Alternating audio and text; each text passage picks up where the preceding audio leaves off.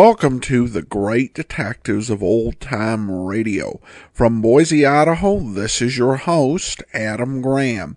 If you have a comment, email it to me, box13@greatdetectives.net. Follow us on Twitter at Radio Detectives and become one of our friends on Facebook. Facebook.com/Radio Detectives.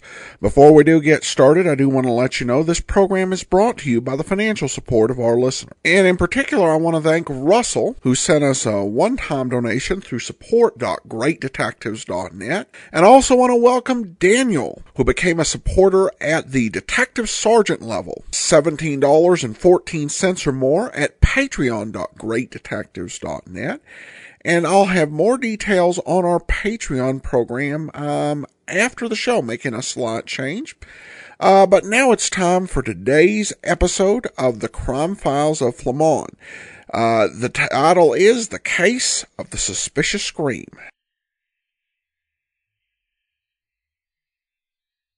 And now, card number 240 from the Crime Files of Flamond. The scene is the attractive suburban home occupied by Fred and Linda Stanton. It's about 6 o'clock in the evening, and Fred, arriving home from the office, enters the house. Hi, honey. I'm home. Oh, Fred, I'm so glad you're not late. What's the matter, sweetheart? My bride miss me? Oh, you know I miss you when you're not here, darling. But that awful old woman next door... Oh, she drop in and introduce yourself? She looks like a harmless old soul. Fred, she told me that a man was murdered 5 years ago in this house. Oh? Yes, right after it was built. In fact, it was the man who built it. The meddling old fool. And she says the house is haunted. Haunted? You don't believe in that kind of nonsense, do you, Linda?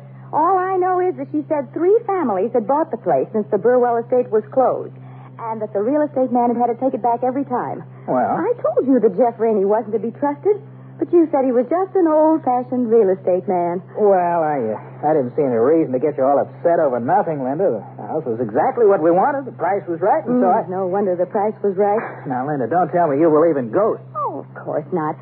But I don't like the idea of living in a house where a man was murdered. And... Fred, listen. There's somebody in this house. Wait.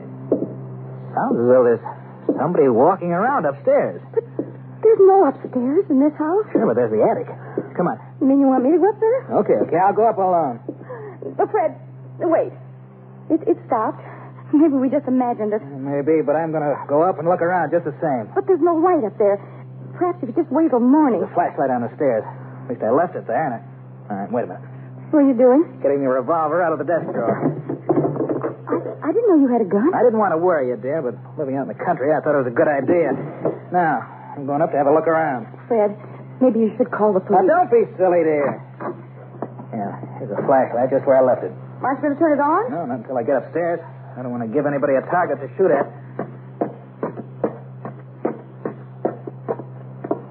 All right, whoever you are, come on out. I'm going to let you have it. Yeah, I'm all right, Linda. I just stumbled and the gun went off. Fred, we've got to get out of here just as fast as we can. I'm not so sure. Oh, Fred. Come on. You'd better keep this door locked. If somebody does get into the attic... Fred, we've simply got to move out of Now, here. look, dear, if we do that, we're bound to take a tremendous loss on the place. I don't care if we have to give the house away. But think of the money I've sunk into it. Well, then I'll give you the money, Fred. Linda, we've been over this before. I refuse to take 1 penny of Guy Shackley's money. But Guy was my husband. He left that money to me in his will. It's mine. I don't want to be arbitrary, dear, but I just won't talk about it. Very well. But if you expect me to stay I know here... just what I'm going to do, Linda. What? I'm going to hire a detective. And from all I've heard, he's the one detective who can handle a thing like this. Oh? Who is he? His name's Flamond.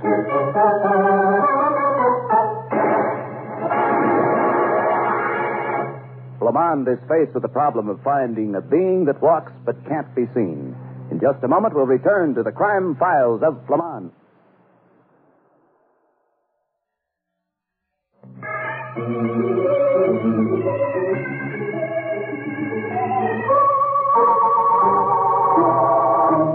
Now, back to file number 240 of the Crime Files of Flamond. It's later the same evening. Flamond and Sandra Lake, his secretary, have just been driven to the Stanton home. With Fred and Linda Stanton, they're at the front door. Dad, what'd I do with my key? For a little I can see it looks like a beautiful house, Miss Stanton. Well, it is nice. But I don't care to live with ghosts. You think I'm silly, don't you, Flamond? No, apparently something has happened here that gives the impression that the place is haunted. As far as ghosts are concerned... Oh, I've got it. Just a second, I'll turn on the light. Here's a beautiful place. Well, Linda and I liked it until today. All right. How do we get up to the attic? That door over there. I'll unlock it for you. I thought it was a good thing to keep it closed. There they are again. The footsteps. Oh, brother. Get the door open, Stanton. I want to get upstairs. Yeah, as fast as I can. There's a flashlight on the stairs. Okay. Get the revolver, Linda. Don't bother, and the rest of you stay here.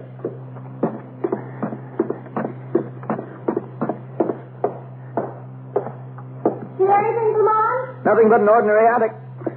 Hey, wait a minute. A pair of old shoes. Ever see these old shoes before, Stanton? Why, no. Maybe some workman left them there. They must have belonged to the man who was murdered. Murdered? How do you know a man was murdered in this house? Why, the real estate man told me. What's his name? Rainey. Jeff Rainey. Well, I'd like to talk to Mr. Rainey. Call him on the phone and get him out here. Right now.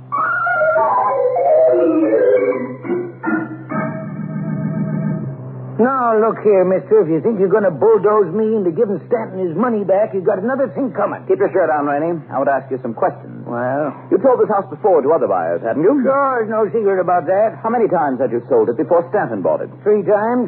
After the first time, I warned every one of them. But just like the Stantons, they all said they wasn't afraid. But each time you took the house off the owner's hands. Of course. That's my business, ain't it? Buying and selling real estate. And each time you bought the house back at a much lower price than was paid for it. Sure thing. I'm in business just like everybody else, to make money. Buy cheap and sell high, and you'll never wind up in a poorhouse. If the house got a reputation for being haunted, how'd you keep getting a high price for it? City folks, ma'am. Like Mr. Stanton here, they all say, I ain't afraid of no ghosts. Ghosts is just a superstition. That's what they say. I still think, Flamond, that there must be some reasonable explanation for those footsteps. What footsteps? The footsteps we heard in the attic. You heard? Well, I'd be jiggered. Mr. Rainey, you know this house. Is there any way to get up to the attic except by those stairs? No, sir, but you folks sure you heard footsteps? Yes, I heard them myself, and I went right upstairs and found nothing. You sure you ain't just trying to have fun with me? Oh, there's nothing funny about it, Mr. Rainey. I don't know just what to say. None of the others heard footsteps in the attic. That's something new. There they are again. Maybe you'd like to go up there and look around, Mr. Rainey? No, sir. Not me. I'm getting out of here. How about buying the place back? I don't know. I got to think that over. Yeah, but you said you'd take the place off my hands anytime. Maybe I did, but it looks to me like the place really is haunted. Hey, lad, I'll see you folks some other time. Good night.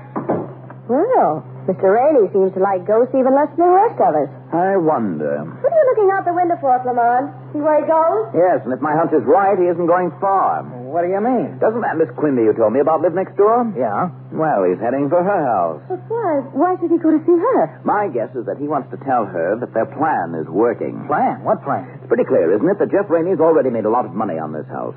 Well, I think he's almost set to make some more money on it. You mean you think he's responsible for the ghost? I sure do. Then you really think he's behind all this? It could be, Mrs. Stanton, and in the morning, when there's light in the attic, I may be able to prove it. Meanwhile, do you have a couple of spare bedrooms?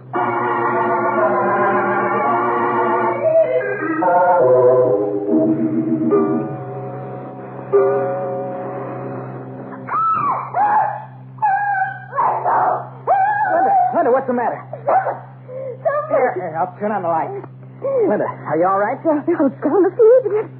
I woke up with... What's going on in here? Mrs. Stanton, are you all right? I'm all right now. Then I woke up and somebody was choking me. You say somebody was choking you? Yes. That's impossible. You must have had a nightmare. No, I didn't. She's right, Stanton. There are marks in her throat. Wait, that's right. And a ghost wouldn't have left any marks. Oh, but look. The lights are on over at Miss Quimby's. Yeah, she must have heard Linda scream. Mrs. Stanton, didn't Miss Quimby first tell you about this ghost? Why, yes? Then we're going over and see her right now. But it's after 2 o'clock. Can't you wait until morning? No, our ghosts are getting a little too rough. Come on. Everybody get dressed.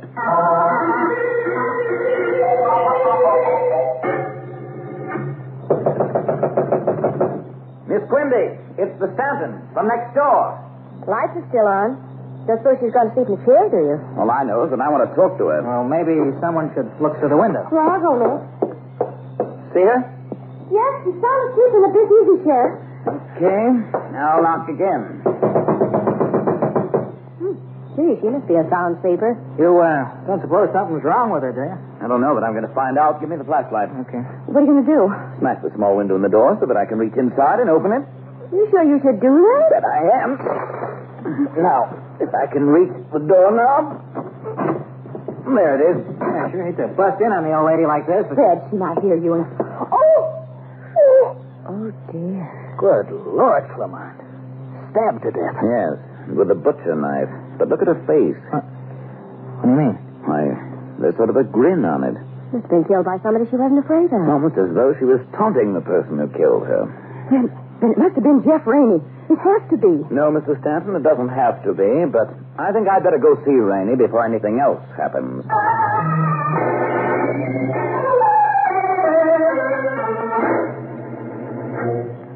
Doggone it, mister.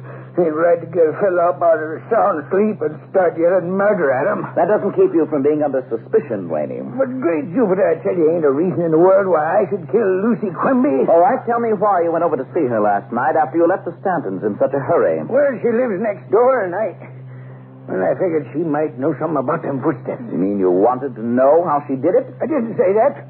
Just thought she might have seen something. Come on, Rainey. Let's quit beating around the bush. Who's beating around the bush? You are, and you know something about this. Look, young fella. No, you look.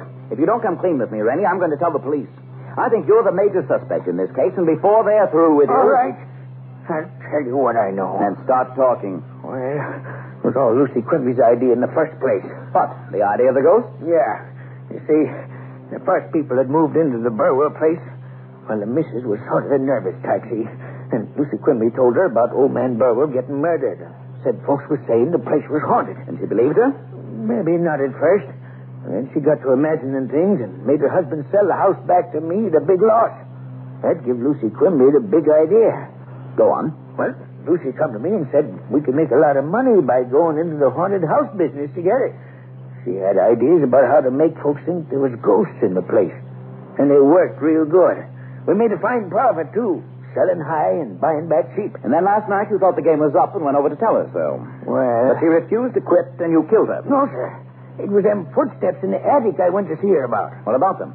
All I know about is that wires we strung across the chimney top so a sort of wail would whistle down the chimney when the wind blew real hard. But I didn't know nothing about them footsteps. And I wanted to see what was up. Well, what was up? Blamed if I know, mister. All Lucy would say was... Maybe there is such a thing as ghosts, Jefferson. She always called me Jefferson.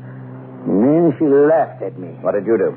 Well, I got sore and walked out on her. But she was alive when you left. Of course she was. Don't think I'd kill a partner in a good investment, do you? Not unless the investment went very sour and you wanted to minimize a loss. Come on, Rainey, get some clothes on. Get some clothes on? What for? Because you and I are going back to the haunted house.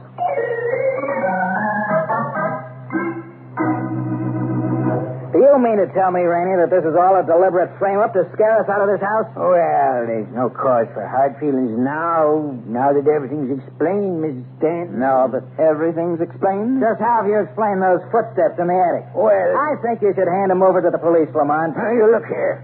I don't want to make trouble for you, Mr. Stanton, unless you start making trouble for me. You make trouble for Mr. Stanton. You think I'm bluffing, don't you?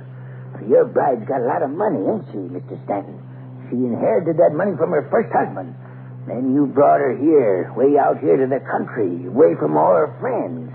Snapped up this house, even after I told you it's haunted. Why, you old fool, I bought this place because it was the only one priced anywhere within reason. Oh, you can be real logical, all right.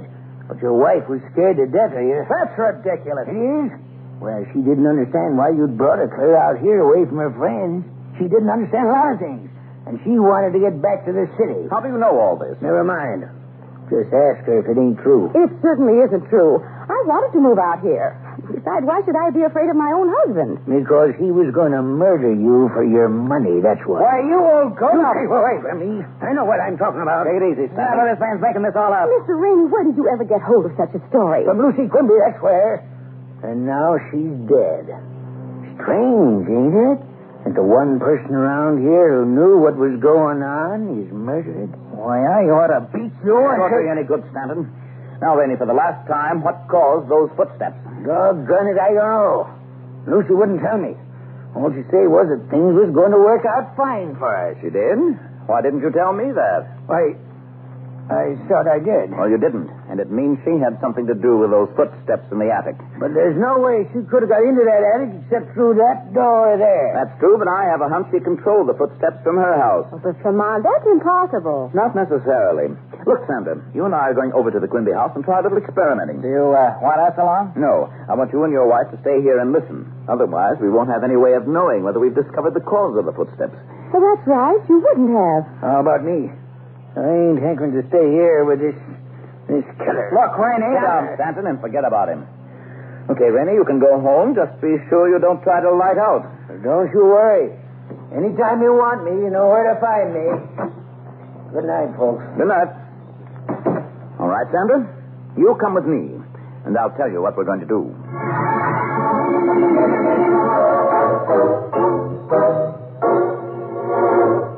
Charges of murder are hurled back and forth, and the psychologist detective has formulated a plan to catch a killer. In a moment, we'll see what happens next in The Crime Files of Flamond.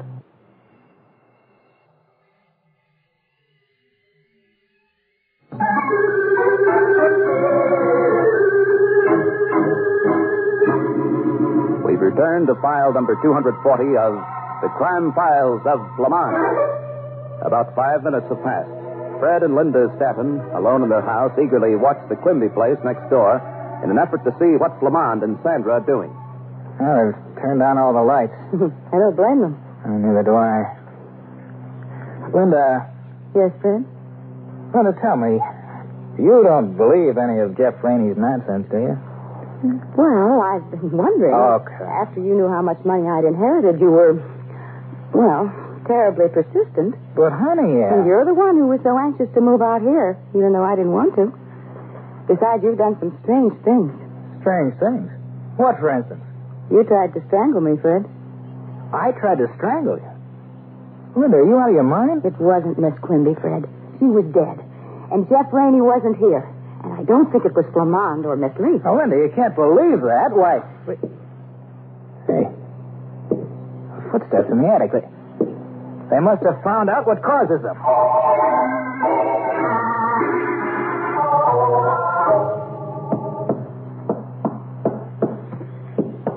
Did you find anything yet, Flamond? Not a thing, Jeff. Any signal yet from the Stanton house? No.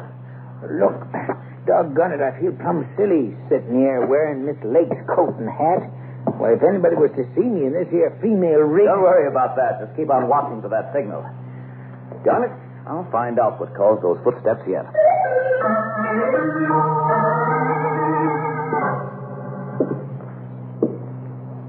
Hey, I forgot. We're supposed to signal Flamond the minute we hear the Stay footsteps. away from that window, Fred. Yeah, but...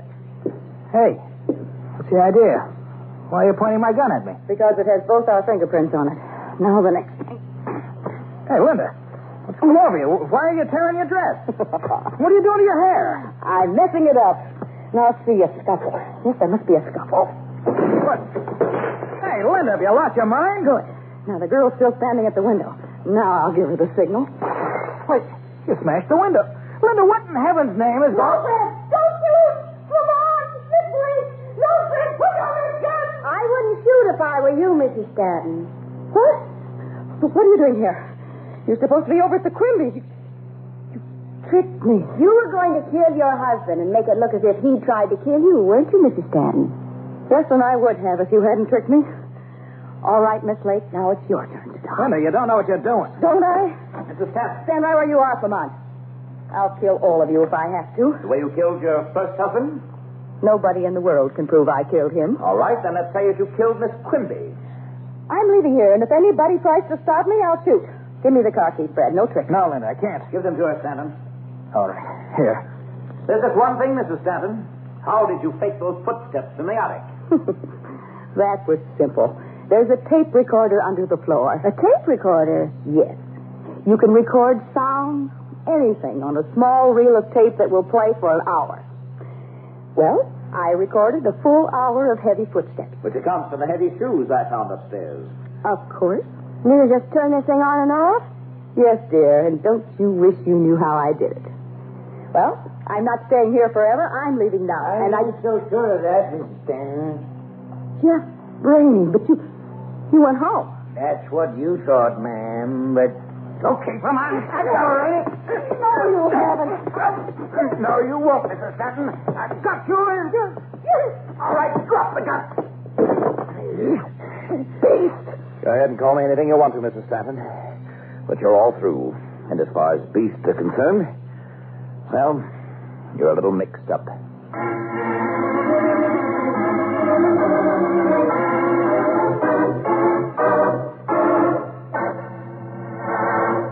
And now, the basic clue in file number 240 of the Crime Files of Flamond.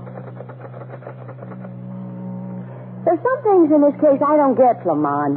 For instance, why did Mrs. Stanton kill Miss Quimby? Well, her idea was to make it look as though her husband killed Miss Quimby. Oh. And then he'd go to the chair, and then she'd inherit his money, huh? That's it. Just as she killed her first husband and inherited his money. And, of course, Miss Quimby and Jeff Rainey were part of this plan. How? She didn't really believe in ghosts, did she? Of course not. But when Miss Quimby started talking about them, it gave Linda a great idea. She told the old lady she was afraid Fred was planning to murder her for her money, and that she wanted to get back to town where her friends were. Jeff Rainey and Miss Quimby went for that, You huh? bet. It meant another profit on the house. In other words, she was playing her husband against Miss Quimby and Jeff. And she was also playing them against him. She sure was. She also knew that Miss Quimby was a gossip. Boy, her plan almost worked, too. I think it would have, Sandra, if you hadn't hidden in the front hallway. Well, maybe. Gee, that tape recorder was neat, too, wasn't it? Especially the way she had it rigged up to an electric clock so that it would play at whatever time she set it for. Oh, she was clever, all right. But, Flamond, what was the one thing that made you sure it was Linda Stanton? Why, that phony scream. Phony? That scream was enough to wake the dead. That's just the point, Sandra. Nobody can scream the way she did while being choked. Say, I'll bet you're right. What do you mean? You bet I'm right. Want me to show you? No, thanks. I'll take your word for it. But, how about the marks on her throat? She made them herself.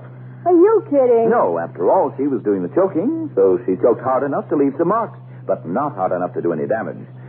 Go ahead, try it sometime. Come on, are you trying to get rid of me? Honestly, if I didn't know you, Uh-oh. I got it. Titles for the file card? Of course.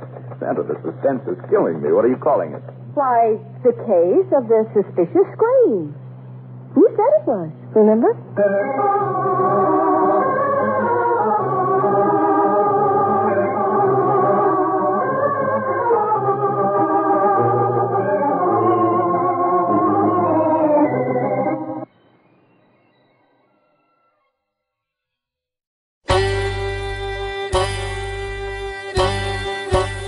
Hi, this is Andrew from OTRWesterns.com. I wanted to invite you to come take a look at our site. We stream live OTR Westerns 24 hours a day, 7 days a week, along with putting out podcasts of old-time radio westerns. Check us out at OTRWesterns.com. You're listening to The Great Detectives of Old Time Radio with Adam Graham. Now let's get back into the show.